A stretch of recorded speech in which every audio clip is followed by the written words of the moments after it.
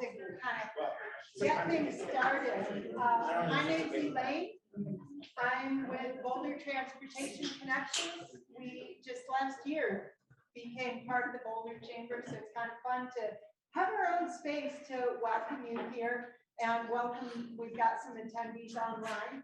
We are also recording today's session, so I'll remind myself and speakers, if there are questions from the audience, we may want to repeat those so anybody listening online will be able to hear that.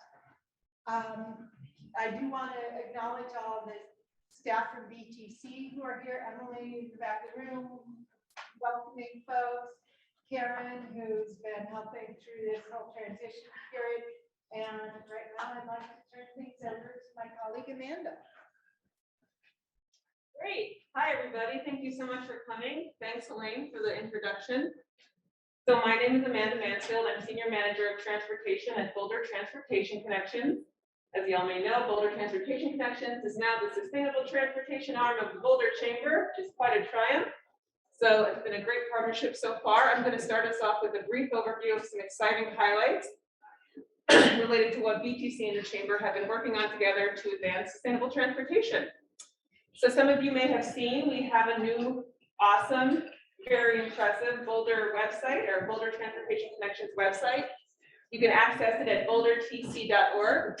It's a really comprehensive website that gives you everything you would need to implement commute trip reduction strategies at your employer, or at your work site rather, or to just figure out how to commute sustainably in general. The website includes a free consultation. It's a way for you to connect with us, and we walk you through how to set up all of these great commute reduction and sustainable transportation strategies. It also has a toolkit for employee transportation coordinators to use at their work site to get their employees to commute sustainably. So it's chock full of helpful information, and I'd love for you to check it out. Let us know what you think. Another big focus of Boulder Transportation Connections is to facilitate the gathering together of key transportation leaders to discuss vision for how we can achieve our sustainable transportation future goals. We've done a lot of work with city, county, CU, RTD leadership to comment on the RTD system optimization plan, to push back against transit cuts, and again, to gather together those big transportation leaders to discuss how we can move forward with the sustainable transportation vision. Something else exciting that we've done, we've submitted a grant for the TDM Innovation Grant. The point of it is to implement more van pool and carpool programs and to help contract workers access free transit. So we're excited to hear back if we are going to be a recipient of that grant. I'd also like to introduce our new travel demand management, or TDM program manager, Emily Riddick, who's here. She's going to be the person who all of the employees and employers who want to institute commute trip reduction programs at their work sites are going to have the most contact with. She's awesome and a recent hire. I also want to point out we've done a lot of intensive outreach in the Boulder Junction Access District area, trying to connect not only with employers, but with property managers to again deliver that message. You have access to free transit, to discounted car share, B-cycle, etc. Let's make sure you use it. Finally, we have been partnering with some great partners, including the city, the county, RTD, and a private developer to come up with, or to push forward rather, an on-demand micro-transit solution. It's a solution to RTD pulling back on transit service. We're trying to fill those local transit gaps with micro-transit shuttles, which look like VIA shuttles, essentially. So RTD can focus on regional service. So that's something we're pushing forward very aggressively, and it's very exciting.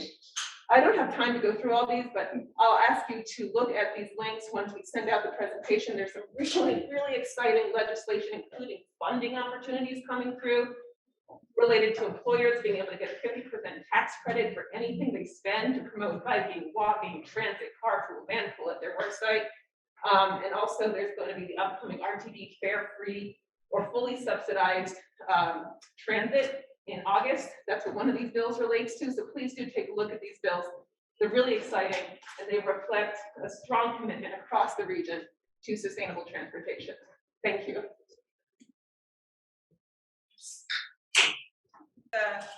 Take yourself way back to your seat. I'd love to introduce Valerie from the city of Boulder, who's going to talk about the core arterial network, also known as CAN, which is really an exciting priority of the city. So I'm going to hand it over to Valerie.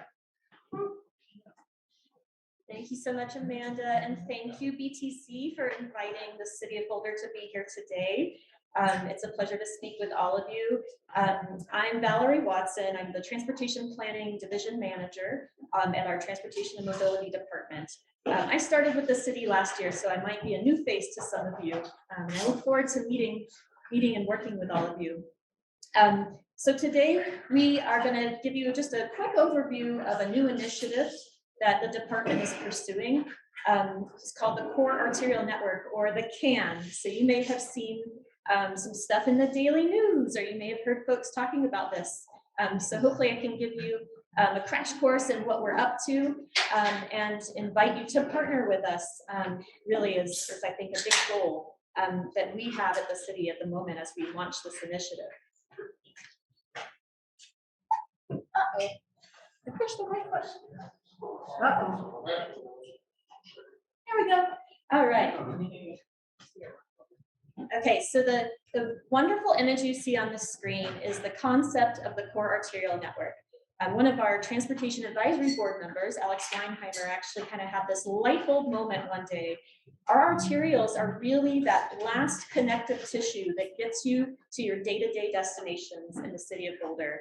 But we don't often connect the dots in terms of our projects and how we can complete a truly connected, comfortable network, whether you're walking, bicycling, taking the bus. He had this light bulb moment and really elevated this concept of focusing in on core arterials, or what that means is a subset of our busiest streets in the city, and focusing our resources there. And he elevated this concept to our city council, who then prioritized work on the Core Arterial Network as one of City Council's 10 priorities for the next 2 years. And the big idea behind this is that if you invest our limited resources on these big, busy arterial streets, you're really providing those final connections to the places that we go every day, and addressing a lot of the gaps that exist in connectivity in the city. While I wait for the next slide to come up, I must have a really hefty presentation today if it takes that long. All right. So we are now advancing the concept of the Core Arterial Network into a work plan for the department to pursue over the next several years. As you can see on the map here, the lines in blue represent the Core Arterial Network streets that our city council has prioritized for us to work on. And the darker gray lines represent streets on our arterial network that we've already been investing in and already been putting in improvements over the years. So really what the CAN does is it helps us create a strategic framework for prioritizing our efforts and refocusing our resources, whether it's staff or funding, to these streets. I think another thing to keep in mind here is that when we talk about the CAN, it's not one project and it's not a plan that's going to sit on the shelf. This really is building from our 2019 Transportation Master Plan and a wealth of other documents, and prioritizing projects that have already been identified in previous policy efforts.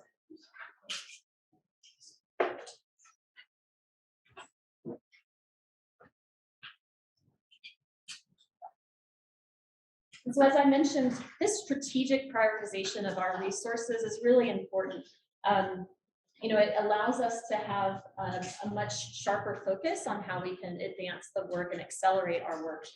And then it allows us to then build it into our implementing programs like our capital improvement program, our pavement management program, our Vision Zero action plan, and a wealth of other efforts that we already have underway. Okay. In terms of the reach and the impact of working on the Core Arterial Network, the most fundamental thing is that we have a high concentration of our serious and fatal crashes happening along our arterials in the city. So citywide, 67% of our total serious and fatal traffic crashes are happening on our arterials.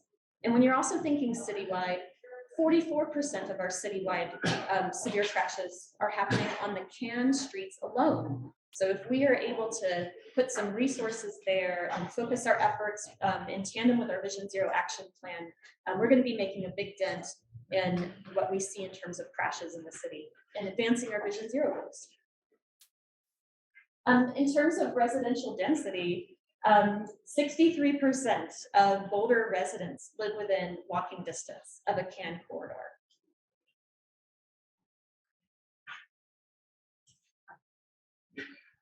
Let's see, next slide, please. Yes. And 71% of employment opportunities are along CAN corridors. And 75% of total average daily boardings and alightings, which I'm sure many of you are living and breathing in your roles where you work. So these are happening also within walking distance of CAN corridors. And lastly, as you can see in this map, there is a wealth of community assets that fall within walking distance or along CAN corridors. You know, everything from schools, parks, grocery stores, places of worship, just the fabric of daily life is really concentrated along our arterials. So it really speaks back to that original vision that our city council advanced as a priority. This is the reach and the impact we can have when we marshal our resources on these streets. Next slide, please. So now we're turning that concept into a work plan, as I mentioned earlier. And this schedule lays out all the different corridors that City Council identified. We're already working on 7 of those corridors. Work has been underway on those either for several months or years. Some were in design, some were approaching construction. So that's really fantastic. And we're building from that and accelerating work on 3 priority corridors, which you can see here at the top of the screen. And that's Baseline, Iris, and Folsom. Next slide, please. Those priority corridors were identified because they either fill north-south or east-west gaps in connectivity in the city that have been identified in previous planning efforts, or we can sync up with our pavement management program and use our resources really efficiently as we try to implement those projects in the future. And we're really mindful of lessons learned from previous efforts that we've undertaken along arterial streets in the city of Boulder. We're thinking about how we can approach these projects with a more consistent and deliberate project development process. So as you can see, it takes multiple months, if not years, to really go through all the steps of project design all the way to implementation. So we're very mindful of that and wanting to make sure that the community engagement that we're building into this process informs the actual development of the design, all the way from conceptual design to final design. As you can see with this yellow bar on the screen, community engagement is really concentrated most heavily at the beginning of the project process. That's when members of the public and the audience that you all reach can have the most influence on the design of these streets. So when we talk about community engagement, we're not redoing the community engagement that's already been done in the past to establish our policies and our plans, such as our master plan. We're really talking about the community engagement that's necessary at a more granular level along these streets, contextually, to inform the actual project design process. Next slide, please. So we're developing very focused community engagement strategies tailored to the needs of each individual corridor that are all in different corners of the city. And we're looking to partner with community-based organizations, advocacy organizations, and folks just like yourself to get the word out about these projects. So as we embark on some of these projects, you'll start hearing us talking about Baseline. Baseline will probably be the first project we speak to publicly this year, starting this summer. And we'd love to partner with all of you here in the room in your respective roles in terms of communicating information, but also participating in our process. I think something that we're looking to do with our community engagement is instead of just starting out straight away with here's some design ideas, or here's what we're going to be doing on the street, we want to start first with looking at the context of these neighborhoods, understanding what are the needs of the users who use the street, how familiar are they with the types of projects we do at the city, and the types of projects that we partner with all of you on. And really start with that kind of community building, relationship building first, before we start talking about what happens curb to curb on these streets. So that's why these partnerships are so important, and I'd love to work with any and all of you. Please give me a call if you'd like to partner so that we can have a more robust community engagement process for these very high visibility and high priority streets that we're going to be working on. So with that, I invite you to get in touch. My email address is up here.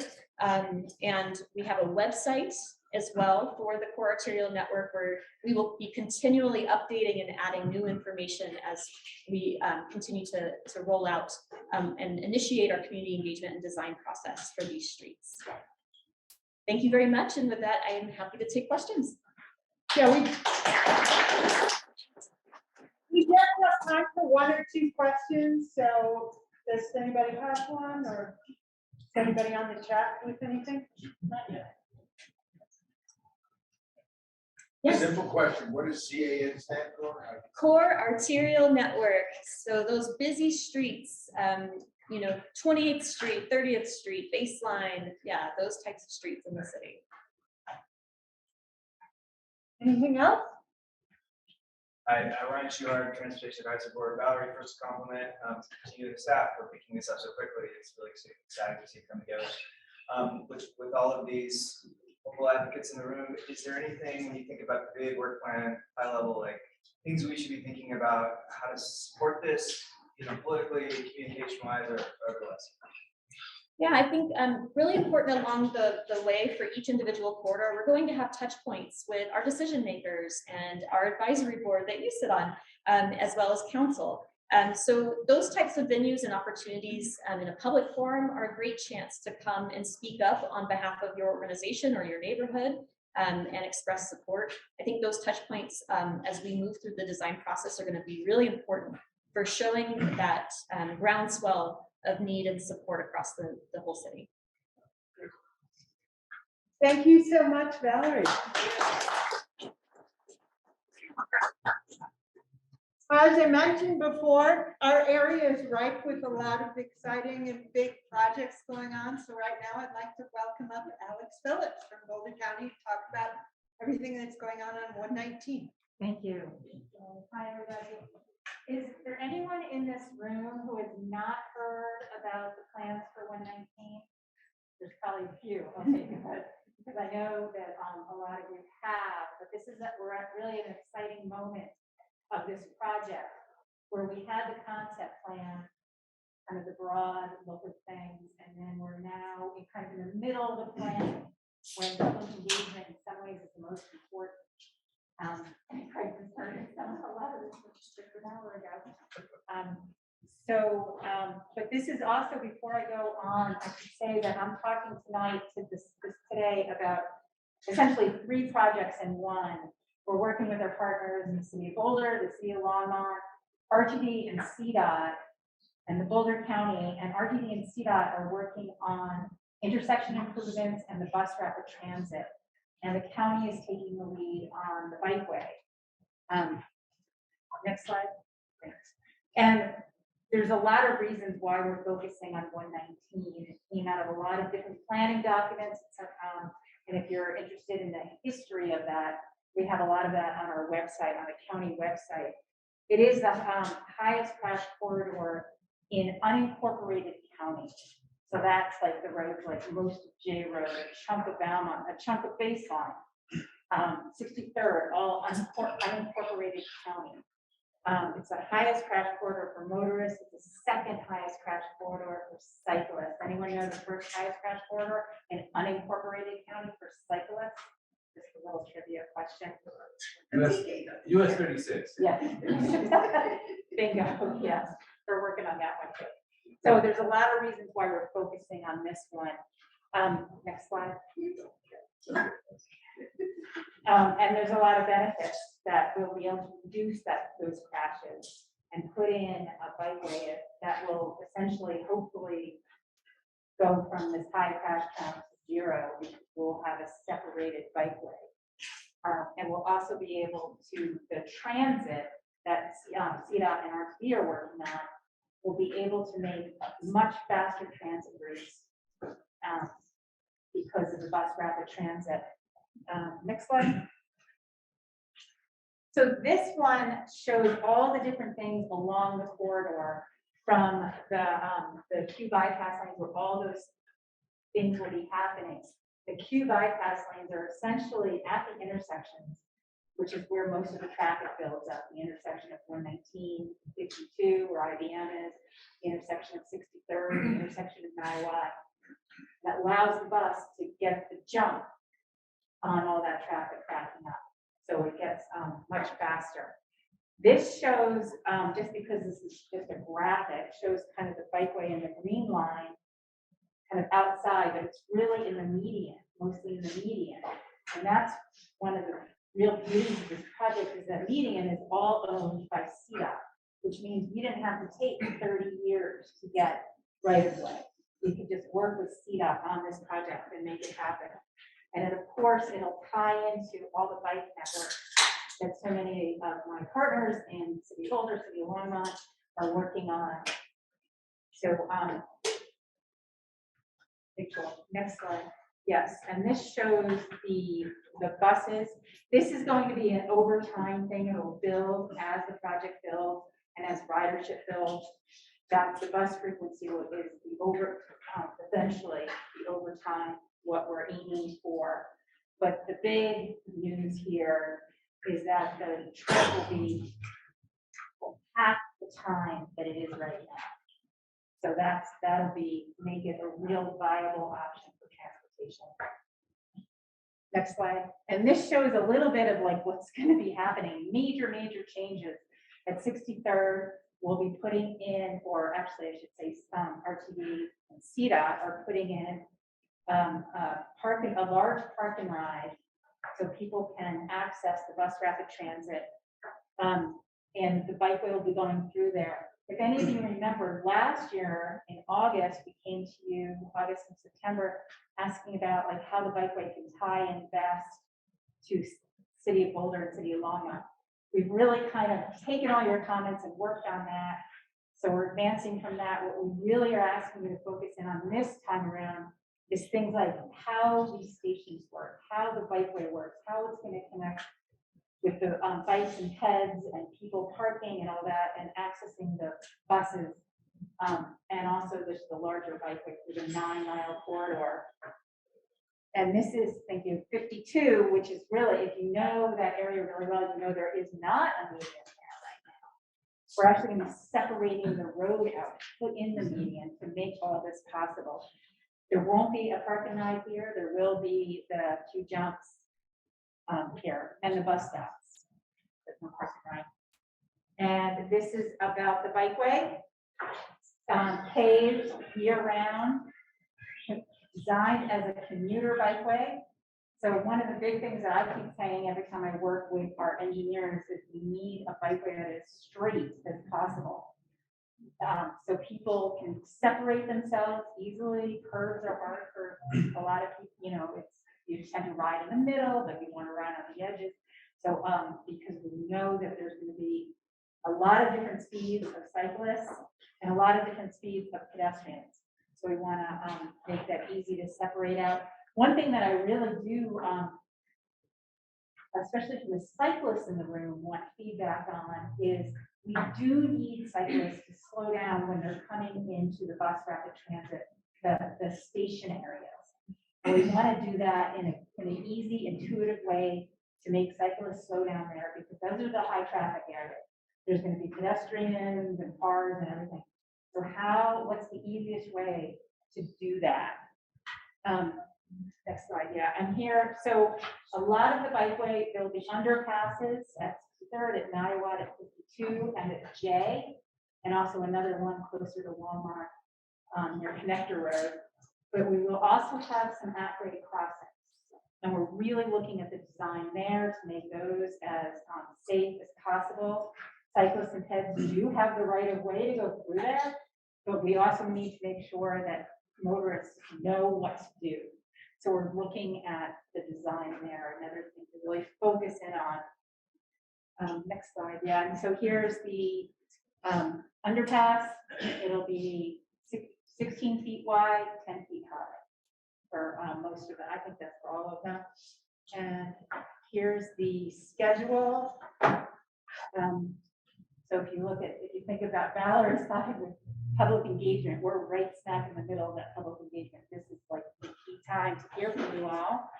And next slide, June 27th is our public meeting, and that's my big ask for all of you, other than commenting, is to get the word out. You can go sign up for the boco.org news. You can just go to the Boulder County website. I didn't put the actual link in there because you're all just watching this, but if you just go to the Boulder County website and in the big search bar, put in 119 Bikeway, it pops up. You can register for the public meeting, you can put in comments, you can get more information. Lots of information is there. So I think, yeah, any questions for me? Yes. That meeting for public input, is that the primary purpose, or is it communication between CDOT and Boulder County and commissioners? It's for the public. So CDOT and RTE representatives will be there along with the county. We're going to go really in depth, an hour and a half long meeting. They'll be able to talk about the transit in depth, the intersection improvements, and we'll be able to talk about the bikeways, but it's for you. It's a webinar, so you'll be able to type in comments. And then we can answer some comments during the actual meeting. And then we're also planning on following up and answering all, consolidating the comments and getting out, addressing all that after anything that we haven't been able to address during the meeting. So it's really for the public. The last thing on that is, right now we are in the public comment period. It's going to close officially July 11th. Because that way we can take all of your comments and start working on the final design. Thank you for that question. And Alex, are there particular people you're hoping to hear from in this process? Yes, good question. Should I ask your question first, or? Either way. Okay, so anyone who is using 119, anyone who could be using the diagonal, especially from people we haven't actually heard from yet.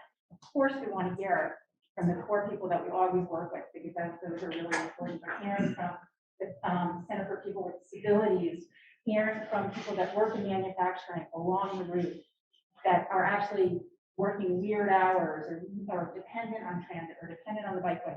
But we really want to hear from everyone. It's your big chance. Thank you for that question. Yours? My question is, do you have plans yet for how transit will work at the west end of Diagonal?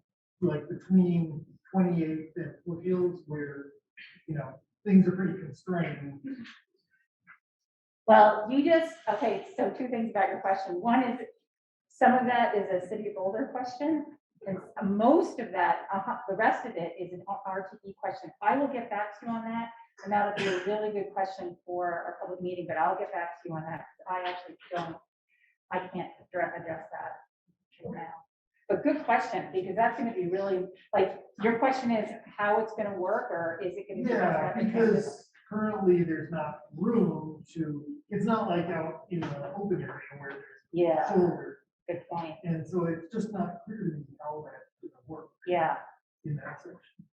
That's a really good question. I'll get back to you. Do we have time for one more, or is that it? Yeah. Anybody online? Karen? Nobody online, but yeah, we do have time for questions. So. Yeah. Any word on expanded secure bike parking, like the bike and ride shelters along the route? Yes, we're working with RTD on that. Hopefully the plan is there will be bike shelters eventually, things are going to be in phase. Bike shelters at 63rd and Iowa, that's the eventual plan. And of course, lots of bike racks. Along those lines, I was questioning about amenities along the way, seeing as it is such a long bike route. Water facilities, restrooms, that sort of thing is what kind of thought the news that. We hear a lot of comments on that, and currently that's a little bit outside the scope. First of all, there's no running water. There's no utilities into it. And we're really focusing on the core of getting this whole thing going. And we know we've heard from a lot of people, and on a very personal note that I'll talk about very publicly, and a very small bladder is probably here in London. So I do think about it too. Yeah, but right now we're not looking into that, but that's a comment to put in for sure. But that's where Niwot Wheelworks and businesses and Gun Barrel, like there's more coffee shops close to that corridor now. So I think they're actually all kind of excited about the prospect. Oh, that's good. So there won't be any utilities. How about charging stations? Can you repeat the question? Yeah, charging stations for cars or for bikes? Either. Okay, so the charging station one for cars, I will need to get back to, but the way we're actually designing most of the new bike shelters is there is a place to, an actual just regular, what are they, the 110 outlets, so you can plug in your bike. I think is going to be charging stations for vehicles, but I need to get back to you on that. And I do need to kind of backtrack on something I did say. There are some utilities that underpasses will be lighted. And we're actually looking at the lighting, because sometimes if you enter the underpass on a really, really sunny day, it's like black and you can't see anything. We'll be lighting them actually during the day as well. Just to comment on that charging question, for new parks and recreation parking lots, we're putting in conduit. So even if we don't have the electrical wire yet, we have conduit run so that we run much less expensively in the future than that. The more cars are electric and we have more power available. So that might be something to consider for the parking lot locations. Yeah, that's a good point. Yeah. Thank you for that. Thank you so much, Thank you, Alex. I do recommend to everybody, if you have not yet, get on the website and get yourself signed up for the meeting coming up. And then we at the chamber are also hosting one on July 7th, a little more focused for business and essential employees. But again, if you know people who are, say, essential workers who will need that, we want that engagement and that involvement. With that, I would like to welcome our next guest, Craig Towler. I've met Craig some years back working on Walk and Bike Month activities, for Walk, Bike, and Roll, I should say, because we want to keep things inclusive. Craig and I have been talking about an event that's coming up later on this month. I added that to a slide, so we can mention that later. But I wanted to hear an overview of, what does it mean when those of us who are able-bodied, we don't always think about what barriers, obstacles, help people can get who rely on not all the same senses. So thank you, Craig, for coming today, and thank you. Thank you so much for the invitation and for having me. I really appreciate it, and see a lot of familiar faces in here, so it's great to see everyone. We're just in a Zoom with each other right before we got here. And yeah, just here to give an overview of what CPWD is, and also what a Center for Independent Living is, because I think that's not always super clear, and the services that we provide. So the first thing that we like to do before we get started is just do a quick note on the need for accessible presentations. So you'll notice how our slides here are visually accessible, and we always try to use high contrast images and minimal background images. And then this is more for if there's a reasonable accommodation request. If there's someone who is low vision or blind, we always will verbally describe the images. And today, surprisingly, we're in person, which is great. But the world we've been living in, we've had to deal with figuring out what Zoom etiquette is with our slides as well. So again, when you're introducing yourself, you want to verbally describe yourself when doing the introduction, so that everyone can have the same similar experience while interacting. And then it's always great to be able to announce your name when you're speaking and say, this is Craig. And that really helps the listener identify who's speaking, because especially in larger presentations, we may think we know what each other's voices sound like, but it's really difficult to try and do that on the fly. And it just is a nice courtesy if someone isn't able to visually see the speakers. And then another good tip is to always send the slides ahead of time so that the users can follow along on their own screen at their own pace. And then also a really good note is that screen readers, when it's being shared on a Zoom screen, a screen reader doesn't work. So that's why it's great to have the individual who may be using that technology to be able to have that on their own computer and then utilize the screen reader in that capacity. And then always offer reasonable accommodations prior to the presentation, whether that's needing the presentation in multiple languages or an ASL interpreter is needed. And that's just some real quick tips. And if you're interested in that, we have a disability etiquette presentation that we can do at a different time. So before we get into what a Center for Independent Living is, we kind of like to root that in history. And that's rooted in the disability rights movement, which started all the way back in the 60s in tandem with the civil rights movement, with the common goal of ending discrimination against people with disabilities. And the first independent living center was established in Berkeley, California in 1972. And then a couple other key dates are the Architectural Barriers Act in 1968, the Rehabilitation Act in 1973, and then the one we're all probably familiar with is the Americans with Disability Act became law in 1990, which really isn't that long ago, because this July will be the 35th anniversary of the ADA. And I think let's skip the video just for the sake of time. It's on our website if you want more information on what a Center for Independent Living is. And now Disability Rights in Colorado, you can see us right there. We were founded in 1977. So this July will also be our 45th anniversary, which is really great. And there's also us and then 9 CILs total within Colorado. And then we cover Boulder, Broomfield, Adams, Jefferson, Gilpin, and Weld County. So we have a pretty wide range where we provide services. And then we move on to the independent living philosophy. And this is really what our focus is at a Center for Independent Living. And it's really about living independently and having control and being able to make decisions about your own life and work and play in the same capacity that everyone else does. And it seems pretty simple, but in reality, that's really been challenged over the years. That's why the disability rights movement and biophilosophy has been needed to be established. And the core pillars really are shifting away from the medical model, which is making the important decisions about care being a personal independent decision, having consumer control, and then there's also founded in peer support and also self-advocacy. So all you need to become a consumer is you have to self-identify as an individual with a disability as defined by the ADA. And the ADA defines a disability as a person who has a physical or mental impairment that substantially limits one or more major life activity. And this gets a little bit nuanced here, where this includes people who have a record of such impairment or people that are regarded as having a disability. And those terms are important. Where regarded as means that the person may, if they probably do have a substantially life-changing impairment, but they don't, it can also be an impairment that has been treated or is it noticeable. A really good example of that is someone that might have been recovering from burns and have visible scarring. They could be regarded as someone with a disability, even though that's not in the moment affecting their life. And then also a record of having a disability is still considered a person with a disability under the ADA. And that a good example of that is someone that is in remission for cancer.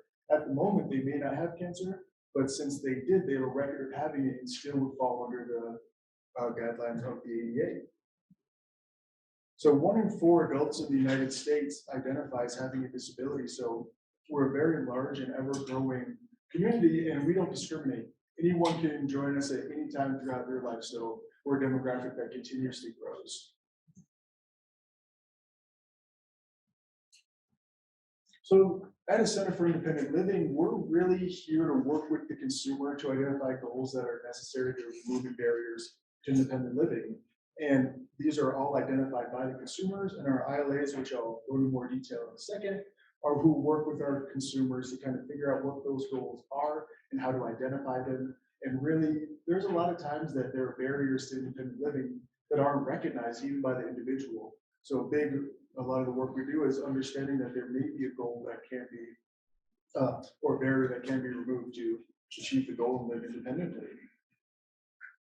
So now that brings us to CPWD. And as I was saying, our mission is pretty simple and straightforward. It's to provide resources, information, and advocacy to assist people with disabilities in overcoming barriers to independent living.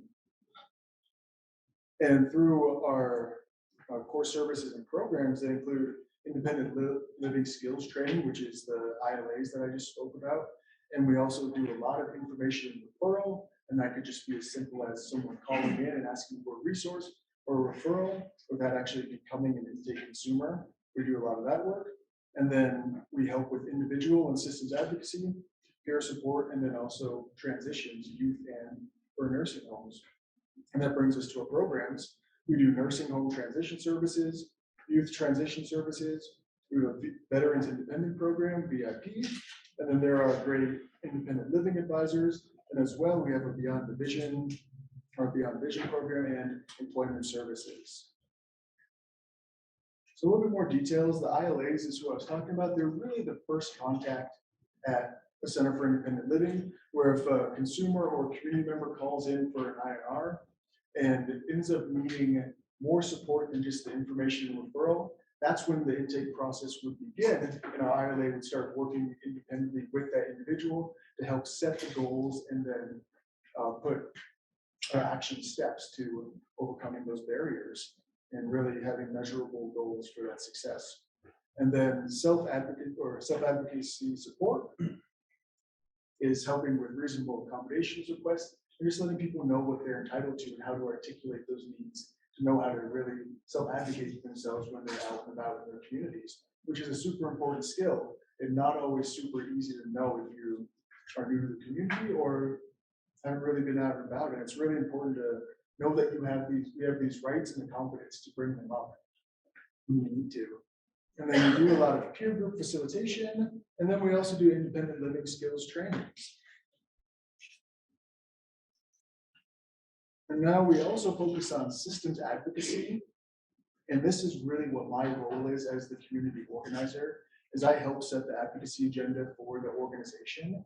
And it's really just improving the systems that are already in place that we work with and creating partnerships like we have today.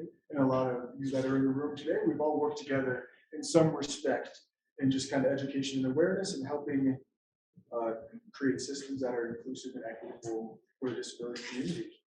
And that includes more education and awareness, such as disability etiquette trainings that we do, and then we do low vision simulation trainings. And we also participate in stand-on transportation councils.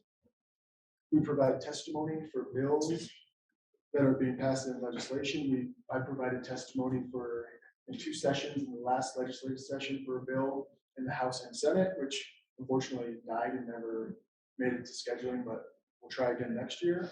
And then we also do a lot of work with public space accessibility, and we'll come and not do formal accessibility audits, but we'll definitely do walkthroughs with individuals to help get that perspective from different mobility needs and to make sure that the spaces are inclusive. We did a lot of work with Boulder County Public Health for the mass vaccine clinics that were put together, especially at the Boulder County Fairgrounds, where there was a space that needed to be retrofitted to have another use as a vaccine clinic.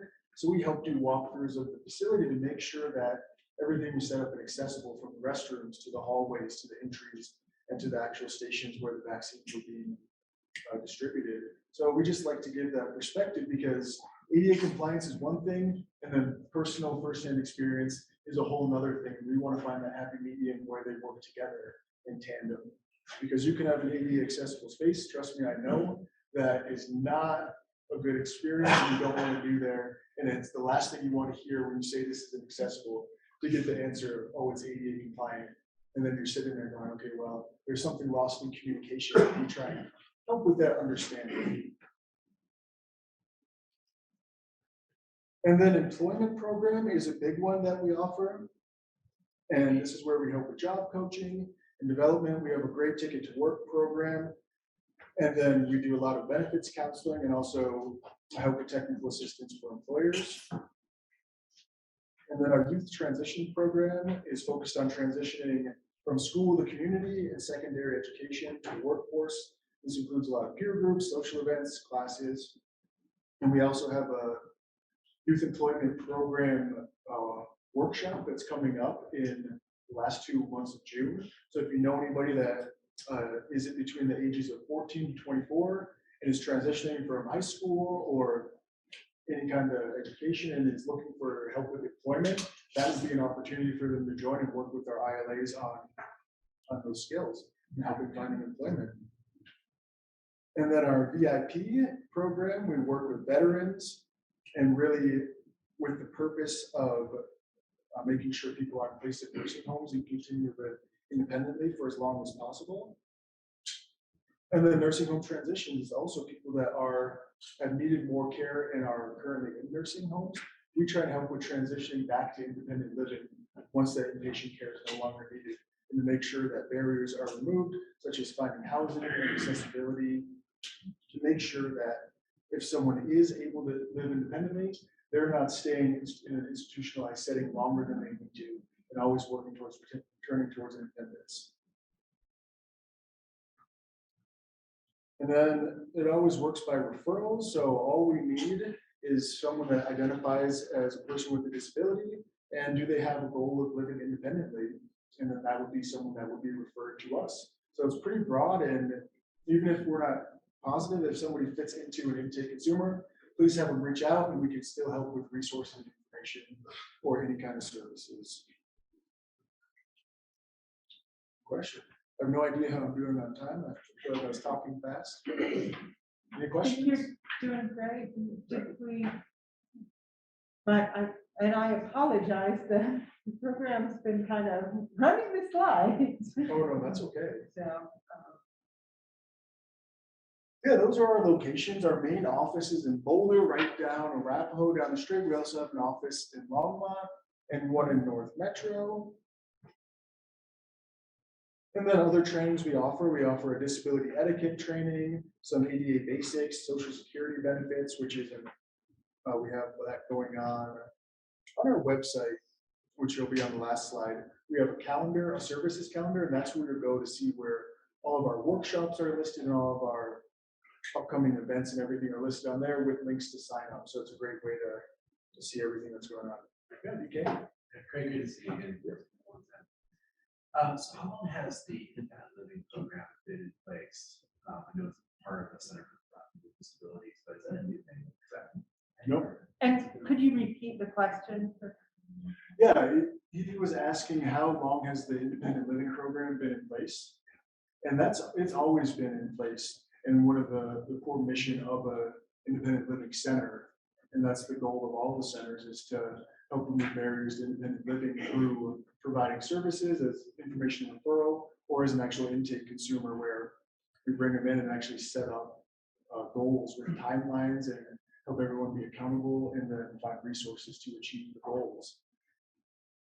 Yeah, so I guess CPWD, it'll be 45 years in July, which is a really great achievement, and we're having a party, so hopefully you join us. Great, thank you so much. Can you highlight what the Center for People with Disabilities key priorities are related to transportation, specifically regarding legislation and just general transport priorities? Yeah, through accessible transportation is a big advocacy issue that's on our advocacy agenda and will remain there. And transportation is really tricky because there's very few options, but we sit on a lot of advisory councils with RTD, and we have partnerships with VIA and Accessoride and work in tandem. And it really is, it's been really difficult the last couple of years, specific to COVID and public transportation, because RTD has been forced to make a lot of cuts.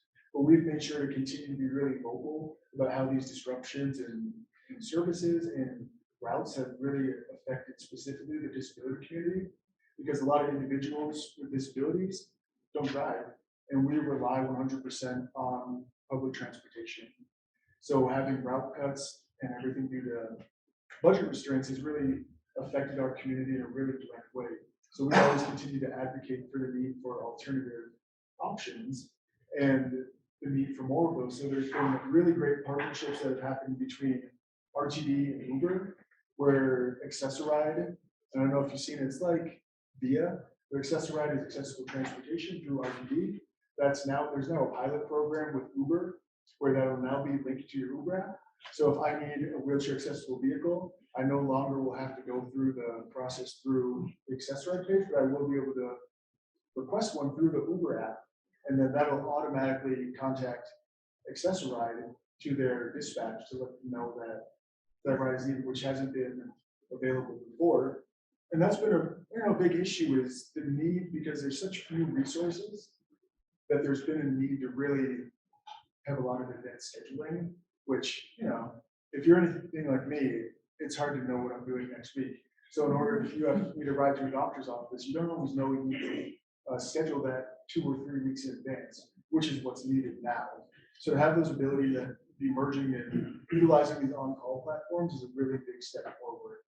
And then just continuing to advocate and letting the accessible transportation providers that are around now understand the need that there is from our community, and then kind of work together to help with that. And we had a great partnership with VIA again for the vaccine clinics. And VIA on Tuesdays and Thursdays didn't go to Longmont for their services. So we had a special contract with them and contracted them out to specifically provide transportation to vaccine clinics on those days to make sure that people who had mobility needs and transportation could still get there. So those are a little bit of the advocacy work we're doing. And we keep track of legislation. If there is any specific to transportation, and we will advocate for and lobby for those changes, but it's an uphill battle. It's one that will continuously be on our radar, because there really isn't one solution that's going to fix that. It's just going to be continuing to demonstrate the need and making sure everyone knows that that's a big part of what our quality of life is, transportation and access. Hey, Greg. I so appreciate your ongoing, ground truthing of the ADA accessibility and that you pointed out the importance of really making sure that ADA accessible areas really are usable and useful. And it struck me, there was a quote on one of your slides that said, dignity of choice includes the right to fail.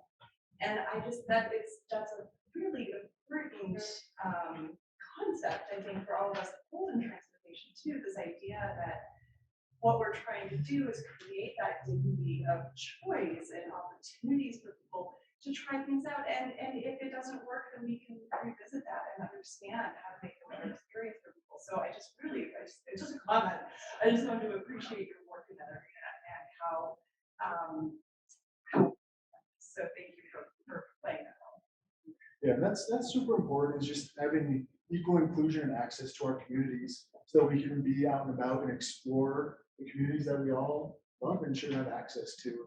And that's really what it's all about, and making sure that we have the ability and the opportunity to make those choices for ourselves. And that's why all the goals are that our consumers come up. Everything we do is consumer driven, our advocacy agenda to the topics of our webinars and peer groups. It's all consumer driven and coming directly from the needs of our community.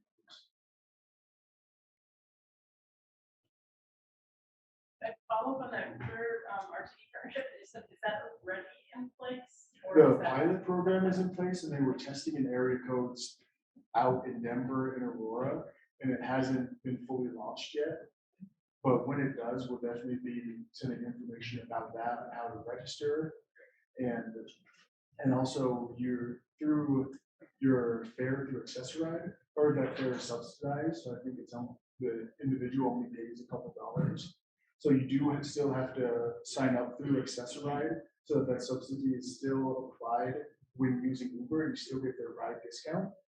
So once that is going and the pilot expands to be inclusive of Boulder, we'll definitely be talking more about it. But it's something I'm super excited about. And the big thing with accessible transportation and having to schedule things so far in advance is, it really kills the opportunity to be spontaneous. And that's a really big asset that we all should be able to have and use throughout our days to, if we want to go to the movies or to the park or to a store, to have that ability is super important, which isn't always an option if you have to plan something out 2 weeks in advance. So just the ability of that, I think, is going to increase our freedom and ability to access so much, and it's such a great step forward. Just quickly, Steve's going to talk more about walk and bike, but we were just chatting a second ago about the accessibility of that. Yeah, it's coming up on the 25th, and maybe this could be a good opportunity for a later. Definitely. I missed that on the slide. Yeah. Yeah, so it's June 25th is our accessibility event. That's part of Walk and Bike Month and Roll Month. And we did this a couple of years ago, pre-COVID, and that seems like ages ago, but we're doing it again.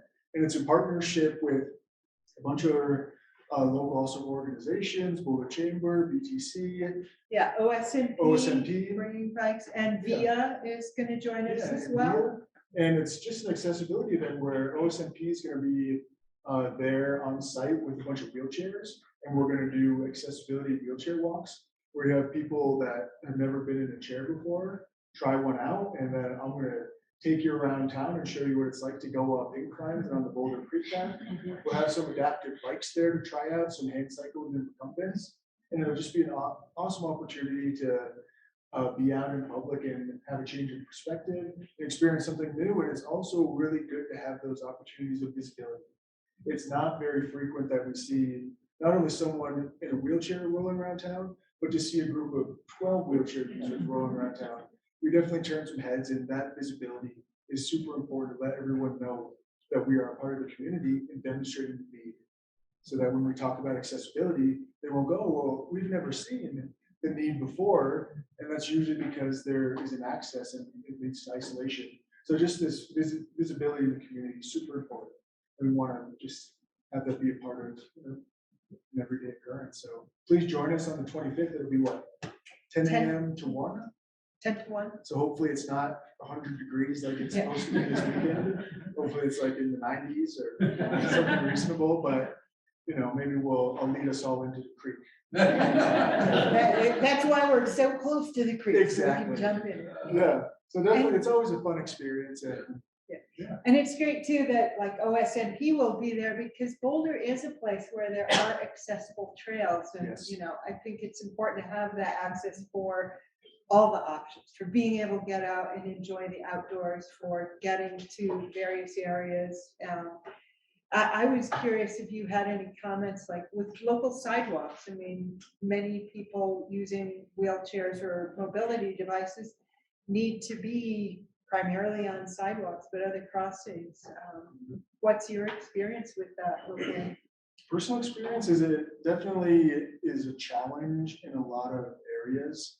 And I was vocal about this. I was on 2 years with the Pedestrian Advisory Committee. And also we do a lot of collaboration with Boulder Transportation Department and do accessibility walks. And a lot of it has to do with, in regards to transportation, is bringing these concerns up when we're talking about first mile, last mile, when trying to get to public transportation. And we do a lot of advocacy work around the need for additional snow removal in the winter and clearing crosswalks. And raising awareness for pedestrian safety for individuals that are low vision and blind, and making sure everyone understands the need for cutting their tree limbs and shrubs, and really understanding why that's such an important thing and why it is required by the city to do. You may think, oh, that's not bothering anyone, but if you're blind walking down the street and get hit in the head by a branch, that's dangerous, and that's what we need to advocate for, so that people have a sense of accountability and personal responsibility for doing these changes, because there's not enough tickets in the world to fix these issues by throwing out tickets. So we need to have everyone understand why there's a need, and everyone take that in as their responsibility and say, you know what, I know that there's a community that depends on having sidewalks open, that needs this crosswalk shoveled in order to get to that bus stop so that they can leave their house. And we need to have sidewalks cleared so that someone in a wheelchair can pass by and not have to move into the street. And that's really a lot of the advocacy work we do, is just having conversations like this with our community members who are receptive to listening and saying, no, now I get it. And then just having that awareness. And then also understanding what accessibility truly is, so that when we notice areas in our community that aren't accessible, we can help bring the attention to those to decision makers to help get those fixed. Or if we see a crosswalk that maybe has too short of a time limit, we bring that to attention, because if you have a mobility need, trying to cross a canyon is really dangerous if the light changes when you're in the middle of the street. Or a really good example is there's a crosswalk in Boulder on Arapahoe where you cross it one direction and there's a curb cut, but then you get to the other side and there's no curb cut there. So if I didn't know that and accidentally got there, I would hit a curb with a green light on Arapahoe, which is extremely dangerous. Yeah, can you tell us what the should say? It's 32nd, right at that Wells Fargo where the Jimmy John's is. Yeah, 30, yeah, crossing from north to south. And what you have to do is there's a driveway there, but it's still to the side and difficult. And also, in addition to curb cuts being needed for people in wheelchairs or walkers, they're also what individuals who use canes use for sighting. And they're also what service dogs are trained to look out to when crossing streets. So with that absent in the infrastructure, it creates a really dangerous point. So not only from a user standpoint, but if someone who doesn't have mobility, we can now try and, keep an eye out for these when we see them, that kind of help with the auditing process and make sure that they're getting fixed so that everybody is having a safe experience. This is great. Thank you so much. I think we have time for like one more question. Yeah, hi, I work with designing paths and trails, so is there a resource that has collected data on different designs that are ADA compliant, but not necessarily new to ADA users?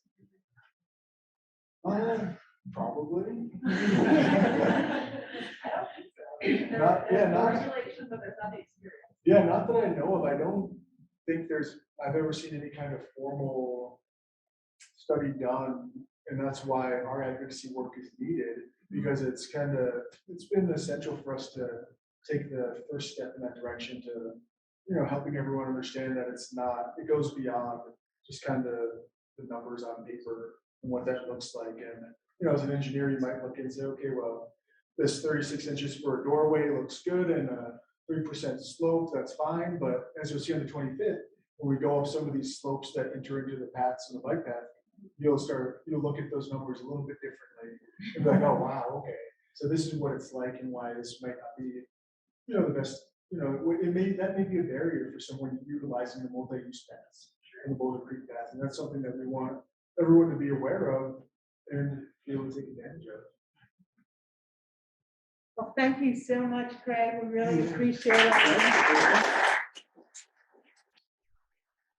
Here's to take a picture of the presentation. Could you bring the slide with our logo and take a quick picture? Oh, We're supposed to take do a quick picture. We're supposed to take pictures of our outreach and activities. Yep.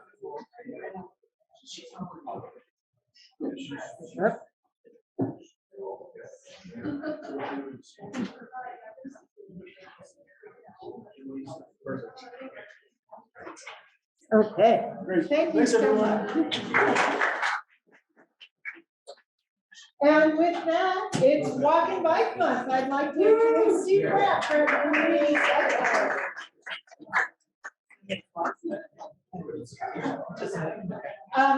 One reminder, if you're like me and use the transit app, one of the things that's been interesting lately, I get to my bus stop and transit is asking me, is this stop accessible? So it is one more opportunity for us as advocates and allies to help our friends who need that for access to stops. Because I find a lot of times if it's challenging for me to get there on a bike, it's clearly going to be challenging for a wheelchair. With that, welcome Sue. Hey, okay, so June is Walking Bike Month and it's back mostly normal after 2 years, which is kind of crazy. Last year, people might remember we did in September. The year before, we did sort of a, scavenger hunt and have breakfast by yourself, but we did give good prizes. But we brought it back. So last Sunday was the B360, which is the Circle Boulder by Bicycle Tour. It was the 25th anniversary. It was a beautiful day and we got lots of riders and we had a great time. A bunch of you were here that I see here. But we have a bunch of other events coming up. So I have my phone for a cheat sheet because it's got the website. So everything is on this website, walkandbikemonth.org. And that includes all the breakfast stations for the entire county. We're still updating that. But this year we're doing not just City of Boulder on our map, but also the whole county. So we have a disc brakes class coming up. So and these are all on the website to sign up. And so it's a free class to learn how to fix your disc brakes. Big event is next Wednesday, correct? The bike show. So that's out at Upslope. And that's really fun. Maybe we've done it. This will be the third one, I think, third or fourth. Okay. So we had done it way back in the past, but we're doing it Upslope So people come and bring their bikes. So if you have a really cool bike or it's unique or anything you think about is special, we really encourage you to enter your bike. So how many categories? It's like 5. Maybe 5 or It's 6, like yeah. classic Cruiser. Yeah, there's all SUV. terrain, yeah. So, and then there's some catch-all categories, you know? So, and you display your bike, people vote on them, and you get to talk a little about your love of that particular bike. And then the winner in each category wins a prize, and then there's just like a dog show, there's a best of the show. So that wins also. So, and it's a really fun event, and it's a great chance to see the creativity that people have building bicycles, because building a bike really is an art. As we know at our shop at Community Cycles, we do a lot of artistically built bikes.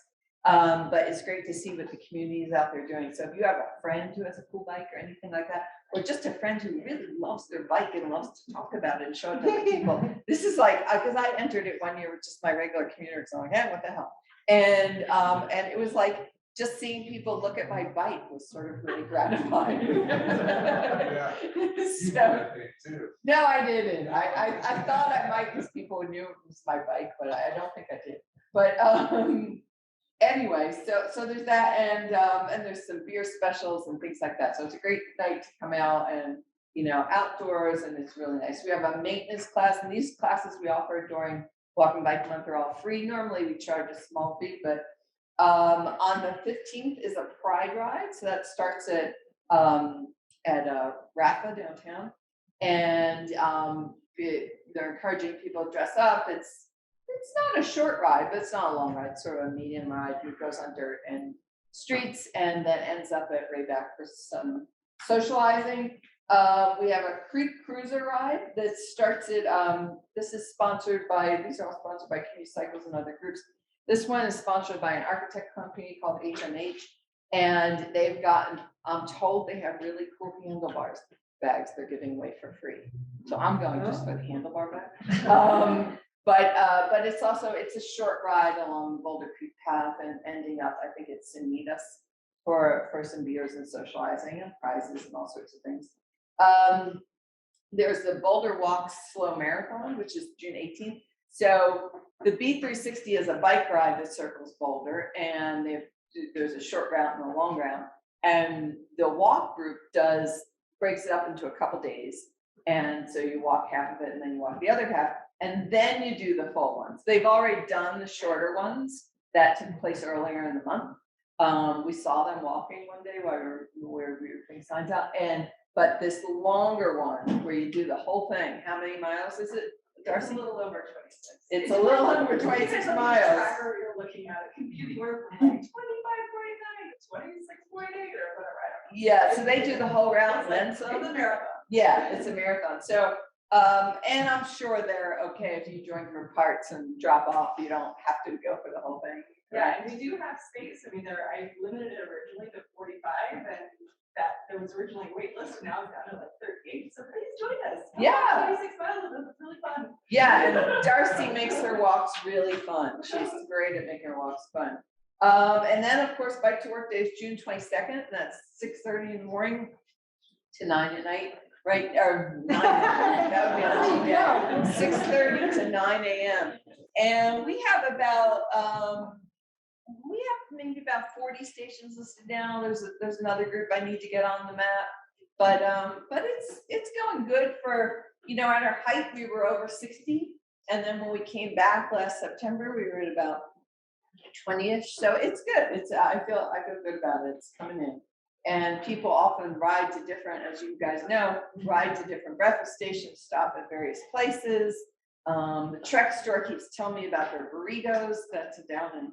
So that's new for them. They're stepping up their game. So that's down on Baseline.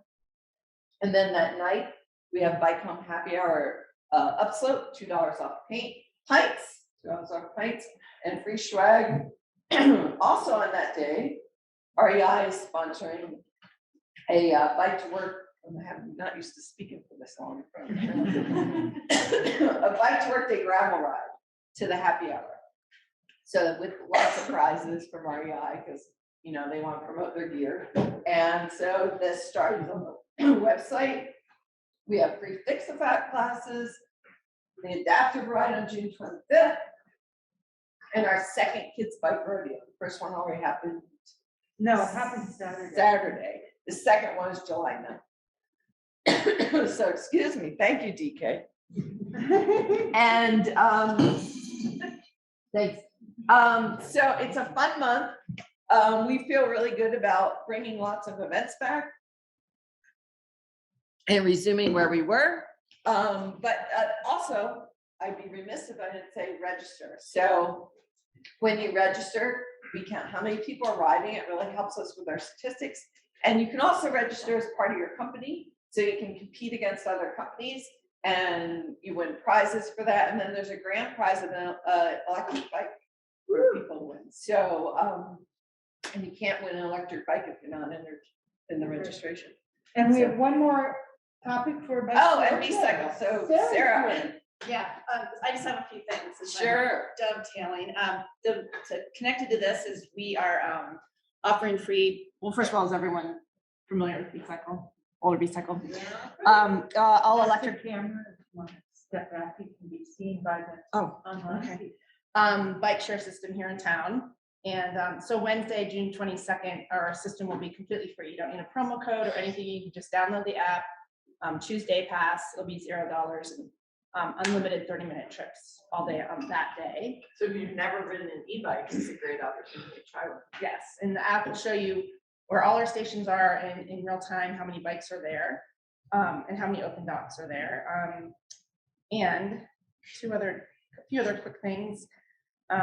We're preparing for a new corporate membership program. So anyone that's interested, if your business is going back in person, we can set you up with that.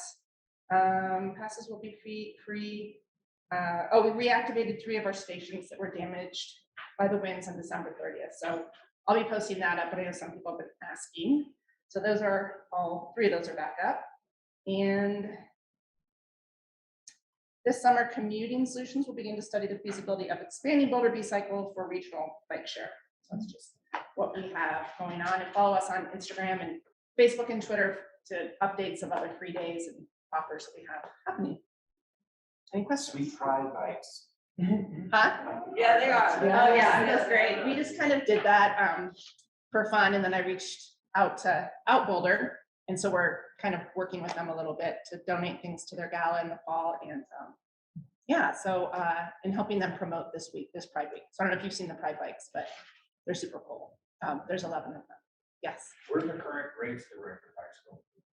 A day pass is $15, and that gives you unlimited 30-minute trips. So you just have to, you can ride longer than 30 minutes. You just have to return the bike and then check it out again. So, or you have overtime fees of $5 every 30 minutes. And then the monthly pass is $30, and that's unlimited 60-minute rides for a month. And then 150 gets you an annual pass for unlimited 60-minute trips. Can you join for just a single month? Yes. Or that's not part of the whole. You can cancel and start it again, cancel and start it again. And there's pay per trip. If you just needed to zip across town, you could just pay by the trip that you take, and that's $5 every 30 minutes. So yeah, they're 3-speed, valve, fenders, lights, front and rear, big basket, lock. If you are going somewhere quick where you need to lock it somewhere and not near a station. So yes, John. I'm just wondering, have you noticed the numbers going up now that you have the e-bikes? Oh yeah, we've had record months every single month ever since we started all electric system. Yeah. So yeah, it's phenomenal. Our numbers are sort of off the charts. Like 500,000 trips since last August. Yep. But then like every month, like May was a record month, April was a record month. So yeah. Do CU students get free access to it, or how I see lots of students riding, so I don't know if Oh, that's access. Yeah, they're like, we have a partnership with them. So we have a partnership with the e-center where they pay us X amount, and then yes, all the students ride for free. They get like a free annual pass, and staff and faculty is 50% off. Yeah, that's a great partnership that we have. Yeah. We also have one with Google and UCAR and Google, UCAR, Naropa, in the county. And the chamber. And the chamber now, and cities started, I think. So yeah, and if anyone's interested, we can set that up for you. So yeah. But yeah, we can set that up for you in your business so that all your employees can ride for free, and then we just make a plan, start a program.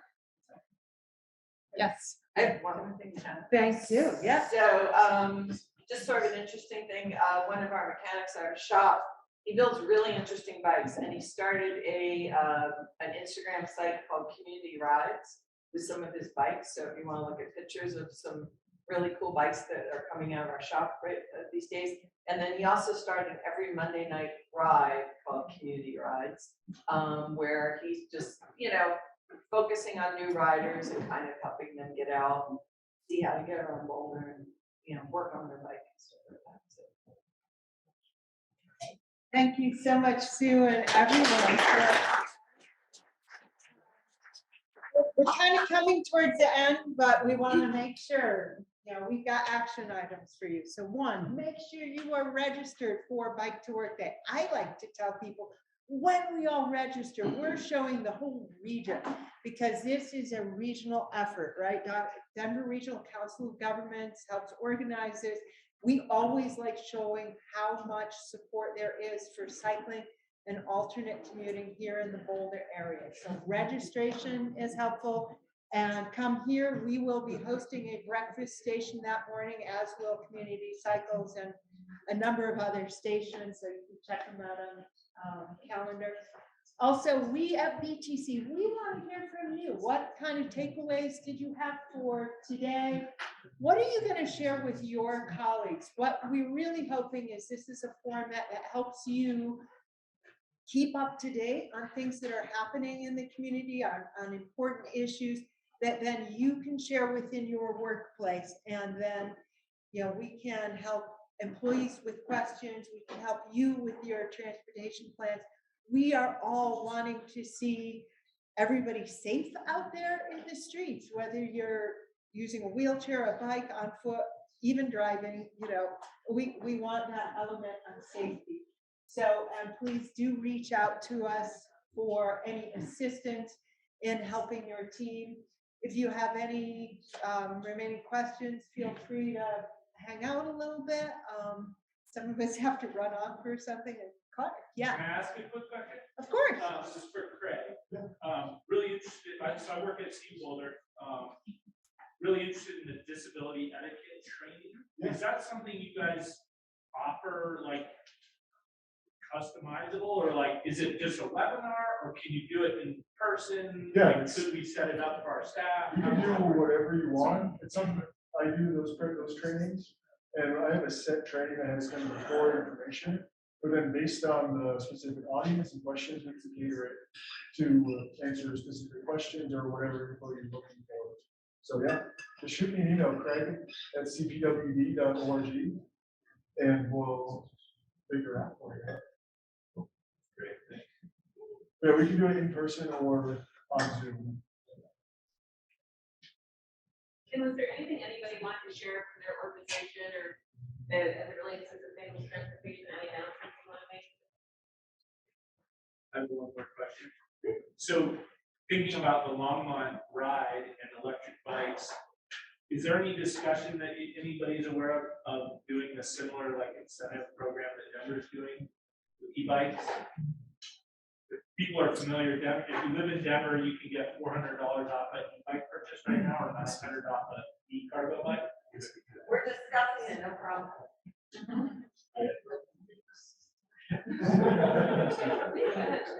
Yeah, so back, that program was particularly successful. They actually ran a rebase a couple of days. And they're looking at how we can do it again. Fortunately, there was some decent legislation, SB 22-193, that was passed. And that's going to allow us to bring $12 million to the state, which will be distributed through local governments to provide these rebate programs for community members. And so we're definitely looking at that right now. For a partnership with CDOT and Boulder County too. I just heard that. To run such a program here locally. It's very popular and bikes are obviously game changing. So we're on it. And there's a link to that piece of legislation in our presentation, so you can click on it and find it. That might help. In case of follow for secure parking, we're charging to be available. Or to add charging, so. There's a whole gamut. Yeah. Yeah. Yeah, but that doesn't mean that that person will only be funded.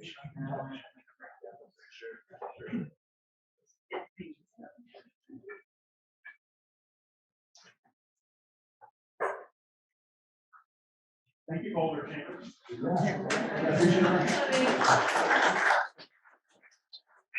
Thank you again, and hope to see you on September 12th for our next event. Thanks so much. Bye.